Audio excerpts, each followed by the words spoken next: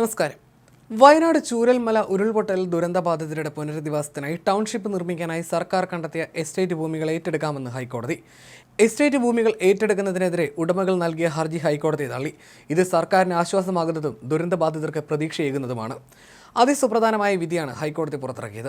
Estate ഭൂമികൾക്ക് നഷ്ടപരിഹാരം നൽകിക്കൊണ്ട് ഏറ്റെടുക്കാമെന്നാണ് ഹൈക്കോടതി ഉത്തരവ്. ലാൻഡ് അക്വിസിഷൻ നിയമപ്രകാരം ഏറ്റെടുക്കാമെന്നാണ് ഉത്തരവ്. ഉടൻ സർക്കാരിന് നടപടികളിലേക്ക് കടക്കാൻ കഴിയും. നിയമപ്രകാരമുള്ള നഷ്ടപരിഹാരം എസ്റ്റേറ്റ് ഉടമകൾക്ക് നൽകണമെന്നും ടൗൺഷിപ്പായി എസ്റ്റേറ്റ് ഭൂമി അളന്ന് തിട്ടപ്പെടുന്നതിന് സർക്കാർ വേണ്ട സഹായം ചെയ്തു കൊടുക്കണമെന്നും നഷ്ടപരിഹാരത്തിൽ തർക്കമുണ്ടെങ്കിൽ എസ്റ്റേറ്റ് ഉടമകൾക്ക് നിയമ നടപടികളുമായി മുന്നോട്ട് പോകാമെന്നും ഹൈക്കോടതി സിംഗിൾ ബെഞ്ച് ഉത്തരവിട്ടു.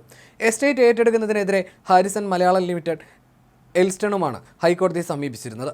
വിധിക്കെതിരെ സ്ഥാപനങ്ങൾ അപ്പീൽ നൽകുമോ എന്നതും നിർണായകമാണ്. ഏതായാലും ഇപ്പോഴത്തെ വിധി സർക്കാരിന് ആശ്വാസമാണ്. നാളെ മുതൽ സർക്കാരിന് ഭൂമി അളന്ന് തിട്ടപ്പെടുത്താമെന്നും ഇതിനുള്ള നടപടികൾ ആരംഭിക്കാമെന്നും ഹൈക്കോടതി വ്യക്തമാക്കി.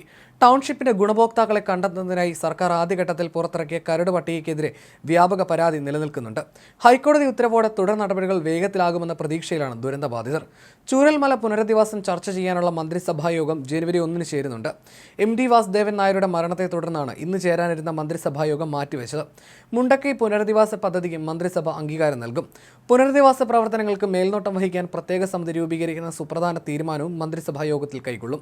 ദുരന്തബാധിതരെ പുനരധിവസിപ്പിക്കാൻ 2 ടൗൺഷിപ്പുകൾ നിർമ്മിക്കും. ഒന്ന് കൽപ്പറ്റയിലും മറ്റൊന്ന് മേപ്പാടി നെടമ്പാലയിലുമാണ് ഉണ്ടാവുക.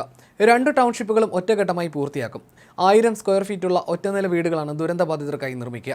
എല്ലാ സൗകര്യങ്ങളോടും കൂടിയുള്ള ടൗൺഷിപ്പുകൾക്ക് 750 കോടി രൂപയാണ് ചെലവ് പ്രതീക്ഷിക്കുന്നതെന്ന് സർക്കാർ വൃത്തങ്ങൾ അറിയിക്കുന്നു. ടൗൺഷിപ്പ് നിർമ്മാണം ഊരാളുങ്കലിനാകും. കിഫ്ബിയെ മേൽനോട്ട ചുമതല ഏൽപ്പിക്കും. നേരത്തെ നടന്ന മന്ത്രിസഭാ യോഗത്തിൽ പുനരധിവാസ പദ്ധതിയുടെ കരട് അവതരിപ്പിച്ചിരുന്നു. പവർ പോയിന്റ് പ്രസന്റേഷനിൽ വീടുകളുടെ ഡിസൈൻ അടക്കമുള്ള കാര്യങ്ങൾ അന്ന് വിശദമാക്കിയിരുന്നു. 50 വീടുകൾ മുതൽ വാഗ്ദാനം ചെയ്തവരെ പ്രധാന സ്പോൺസർമാരായി കണക്കാക്കും. പുനരധിവാസത്തിനായി സഹായം വാഗ്ദാനം ചെയ്ത 38 പേരുമായി മുഖ്യമന്ത്രി നേരിട്ട് സംസാരിക്കും.